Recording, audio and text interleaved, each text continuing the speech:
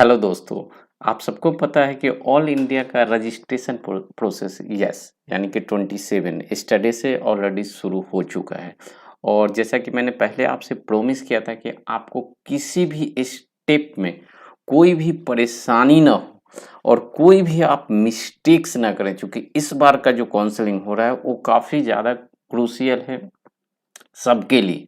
क्योंकि इस बार स्टेट के काउंसलिंग, ऑल इंडिया के काउंसलिंग काफ़ी क्रूशियल हैं, आप बोल सकते हैं। तो इस रिगार्डिंग हमने जो वादा किया था आपसे कि ताकि आपको किसी भी स्टेप्स में आपको मिस्टेक्स ना हो, इससे आप बच सकें, इसके लिए हाँ जी, जो आप हमारे स्क्रीन पे देख सकते हैं स्टेप बाय स्टेप आपको ऑनलाइन जो एप्लीकेशन रजिस्ट्रेशन करना है ऑल इंडिया काउंसलिंग के लिए, उसके विषय में मैं अभी आपसे डिस्कस करने वाला हूँ।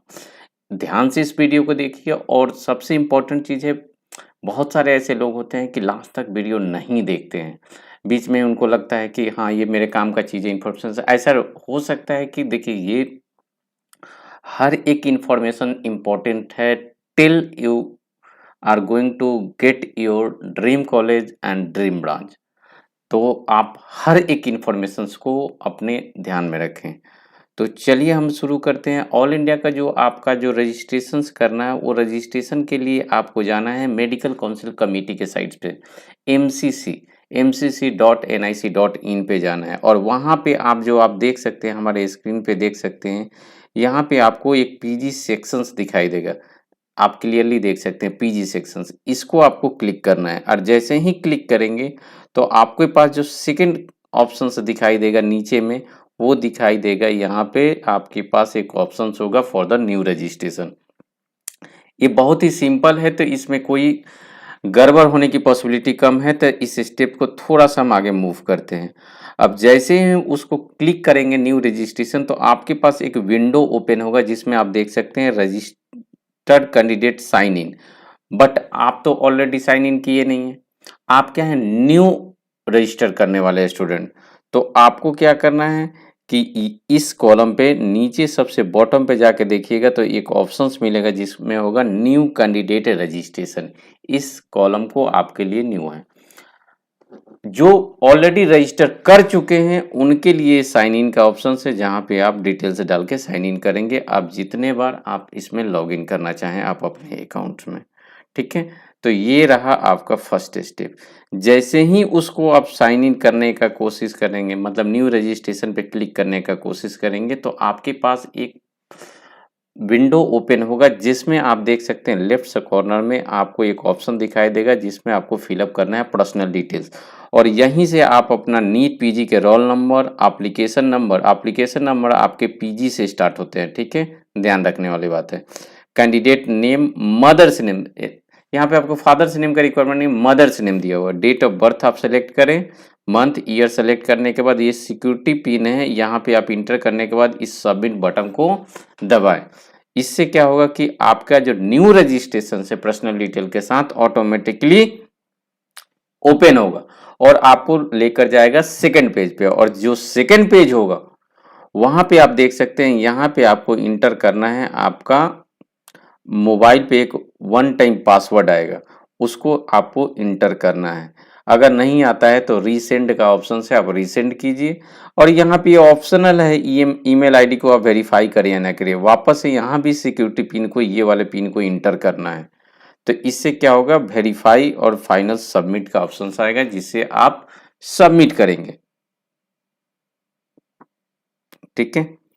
अब आपके पास जो ऑप्शंस आएगा वो न्यू कैंडिडेट रजिस्ट्रेशंस के पॉपअप आपको खुलेंगे, जहां पे आप देख सकते हैं roll number, application number, candidate name, date of birth देख सकते हैं, मदर्स नेम देख सकते हैं। और ये जो मोबाइल नंबर जो आपने इंटर किया था, मेल आईडी इंटर किया था, जो कि नीट पीजी के ड्यूरेशंस में, वही आपको यूज करना है। और यहाँ पे एक आप अपने आप को पासवर्ड को चूज किए। पासवर्ड का कैरेक्टर होना चाहिए, एक कैपिटल अल्फ़ाबेट लीजिए, एक स्मॉल अल्फ़ाबेट लीजिए और कुछ नंबर्स को यूज कीजिए, मतलब 0 से लेकर 9 तक आप नंबर को यूज कीजिए। और साथ साथ कोई स्पेशल कैरेक्टर @ और कॉलम और कोई भी स्पेशल कैरेक्टर यूज कीजिए। टोटल 8 से 13 कैरेक्टर का आप यूज कर सकते हैं और इसको आप फिलअप कर सकते हैं, ठीक है। आपको जानकारी के लिए बताते, जो भी हमारे जो भी इंफॉर्मेशन से मैं अपने यूट्यूब चैनल पे शेयर करता हूँ। और यूट्यूब चैनल को आपको सर्च करने के लिए आप स्क्रीन पर देख सकते हैं @डॉक्टर नीरज सिंह सर्च करना है। और मैं यहाँ पे एक पिक्चर्स लगा के रखा हूँ ताकि आप मेरे ऑफिशियल अकाउंट को आइडेंटिफाई कर सकते हैं।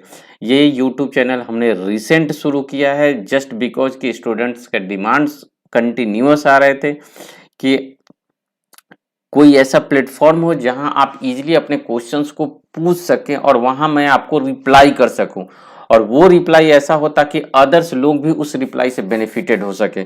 तो आप जाके हमारे प्रीवियस हमने वीडियो जो अपलोड किया वो भी आप देख सकते हैं कि जो नीट पीजी के पॉजिटिव शिफ्ट्स है, यहाँ भी आप जाके आप देखेंगे तो इसमें क्या आप पाएंगे कि जो भी क्वेरी आ रहे हैं मैं ईच क्वेरी को ध्यान से पढ़ता हूं और रिप्लाई करता हूं। और रैंडमली कुछ भी आंसर करना पर्पस नहीं है। पर्पस ये है कि आप जो क्वेरी किए स्पेसिफिक आपका जो क्वेरी का डोमेन है उस डोमेन में आपको करेक्ट और 100% ऑथेंटिक इंफॉर्मेशन मैं आपको दे सकूं। That is the main purpose of this. तो उम्मीद करते हैं कि आप इससे कनेक्ट भी होंगे और साथ साथ आप इस वीडियो को शेयर भी करेंगे ताकि बहुत सारे जो बिगिनर्स हैं, अभी अभी मैं सेकंड स्टेप्स में डिटेल में डिस्कस करूंगा कि क्या क्या डाटा मैंडेटरी है। तो इस वीडियो को शेयर करने से क्या होगा कि आप अपने जूनियर का भी हेल्प कर सकते हैं। इससे उनको क्या बेनिफिट होगा कि वो कोई मिस्टेक्स नहीं करे। हो सकता है कि आप रिपीटर्स हो, आपके लिए बहुत ही इजी है, हो सकता है आप मिस्टेक्स ना करें, आप नोन टू है, already you have done your MBBS, तो आपके पास इतना कॉमन सेंस है। बट कुछ कुछ डाटा है जो छोटे छोटे मिस्टेक्स है जो हो जाते हैं, तो ये आपके जूनियर्स कमिट ना करें जो कि फर्स्ट टाइम दे रहे हैं, इसलिए आप इस वीडियो को जरूर शेयर करें। This is my one request from you. और कुछ भी डाउट होता है directly comment below this section, I will definitely go with that. तो हमने अभी तक रजिस्ट्रेशन प्रोसेस हमने शुरू किया, वेरीफाई कर लिया। जैसे ही उसको हम आगे सबमिट करेंगे, कंफर्म करेंगे, तो आपके पास एक पॉपअप विंडो आएगा जिस पे आएगा यू विश टू सबमिट, आपको यस को आगे करना है। और सबमिट नेक्स्ट जब आप किए थे तो ये पॉपअप आपको खुला था। उसके बाद आपको डिटेल्स, सेकेंड स्टेप्स के डिटेल्स को आपको डालना है। सेकेंड स्टेप का डिटेल्स क्या है, क्योंकि पहला काम क्या था, आपको रजिस्ट्रेशन फॉर्म आपने फिलअप किया। सेकेंड आप क्या करने वाले हैं, एप्लीकेशन फॉर्म आप फिलअप करने वाले। थर्ड में आप क्वालिफिकेशन डिटेल्स भरेंगे। उसके बाद इंटर्नशिप कंप्लीशन कौन से डेट तक अप्लाई है वो आप भरने वाले हैं। उसके बाद सिलेक्शन ऑफ काउंसलिंग, किस काउंसलिंग के लिए आप एलिजिबल हैं और कौन से काउंसलिंग आप सेलेक्ट करना चाहते हैं। Suppose if you want to select for all India only, FMC के लिए सेलेक्ट करना था, डीएनबी के लिए सेलेक्ट करना चाहते हैं या डीम्ड यूनिवर्सिटी के, उसके लिए अलग अलग चार्जेज लगेंगे वो आप। उसके बाद आपको कॉन्टैक्ट डिटेल में आपके करस्पॉन्डेंस एंड परमानेंट एड्रेस की बात होगी। उसके बाद फाइनल सबमिट करेंगे और यहीं पे नहीं खत्म होता है। इसके बाद आपको जो करना है वो फी को सबमिट करना है, काउंसलिंग फी को सबमिट करना है। और last but not the least, you have to verify your email ID. बहुत बार ऐसा होता है, लास्ट ईयर भी हमने देखे 7 to 8 क्वेरी ऐसे आए थे कि वो पासवर्ड भूल जाते हैं। तो उस केस में अगर आप अपना ईमेल आईडी और मोबाइल नंबर वेरीफाई कर देते हैं तो कुछ भी आपको जानकारी चाहिए होते हैं या कुछ मिस्टेक्स हो गए जिससे आप इजीली कम्युनिकेट कर सकते हैं, करस्पॉन्डेंस कर सकते हैं विद काउंसलिंग कमेटी।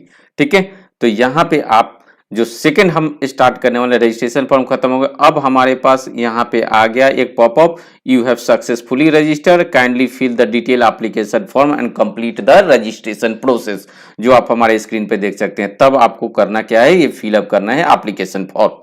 ठीक है, अब एप्लीकेशन फॉर्म जैसे ही ओपन करेंगे तो देख सकते हैं हमारे स्क्रीन पे एप्लीकेशन फॉर्म में क्या है, जेंडर डेफिनेटली मेल फीमेल आपको भरना है, नेशनलिटी में नो डाउट, रिलीजन में आप हिंदू मुस्लिम जो भी आपको भरना है आगे बढ़िए। कैटेगरी में आप जिस कैटेगरी से फॉलो करते हैं वो ऑटोमेटिकली पॉपअप ले लेता है, उसमें आपको डिटेल्स भरने का जरूरत।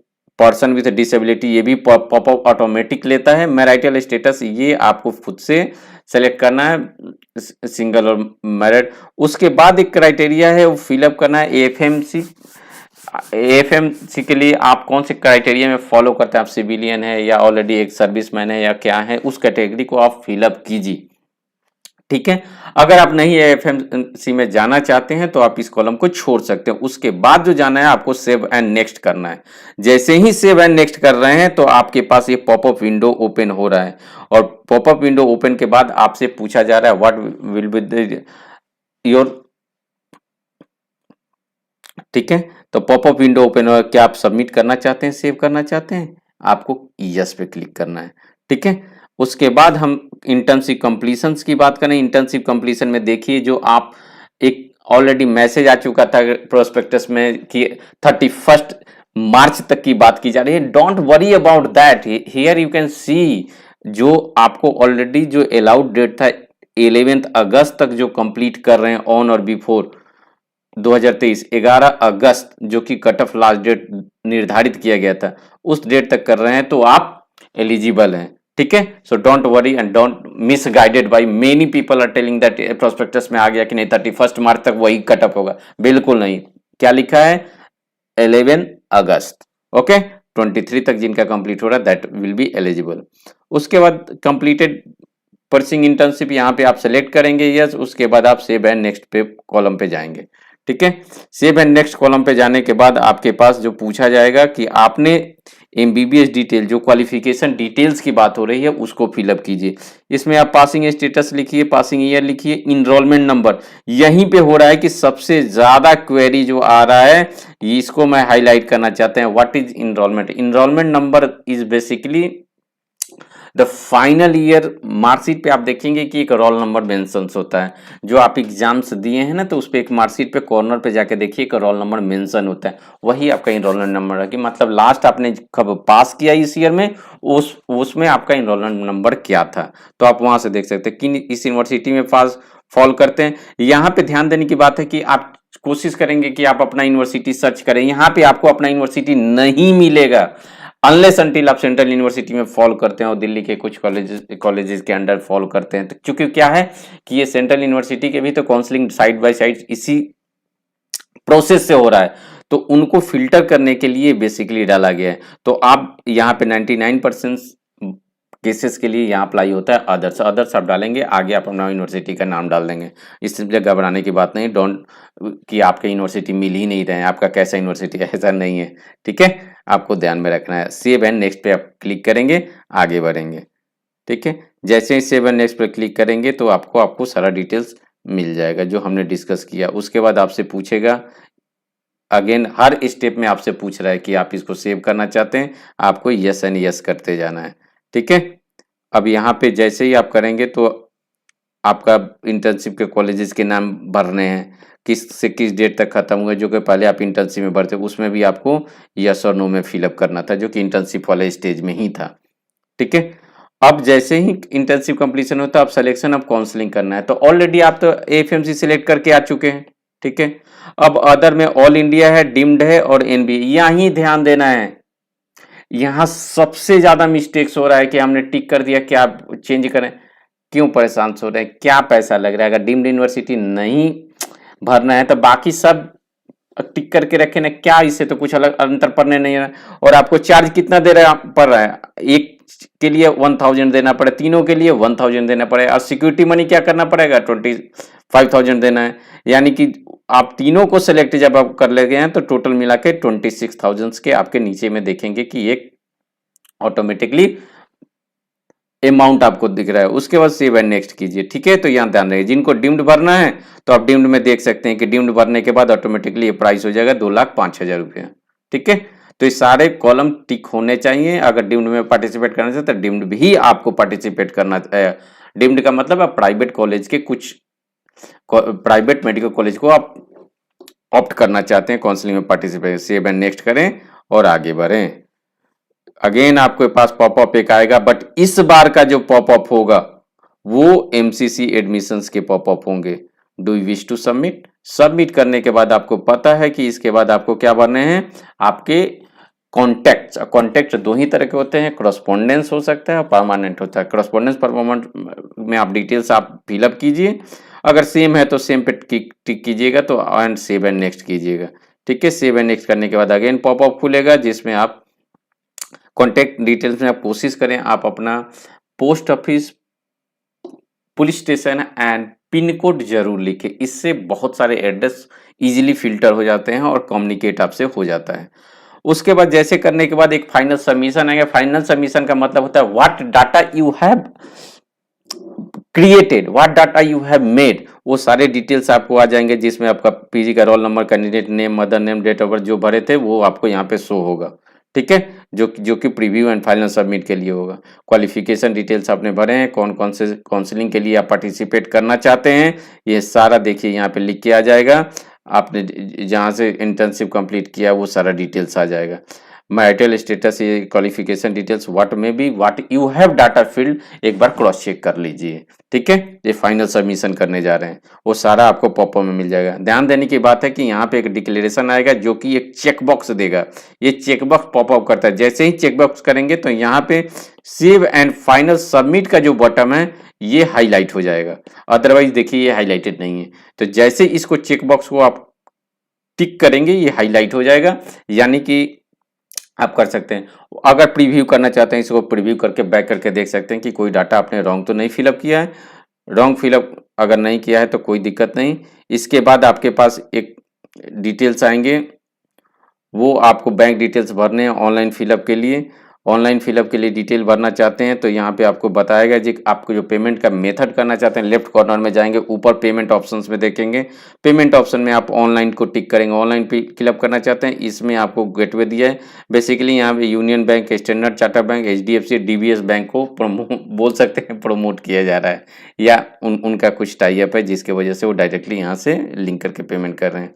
उसके बाद आपको कार्ड डिटेल्स मांगेगा। कार्ड डिटेल्स में आप ध्यान रखें कि यहाँ पे आप कौन से कार्ड्स को सेलेक्ट कर रहे हैं। यहाँ पे बहुत बार होता है ट्रांजैक्शन फेल्योर हो जाता है, जहाँ पे आप घबरा जाते हैं। घबराने की कोई बात नहीं।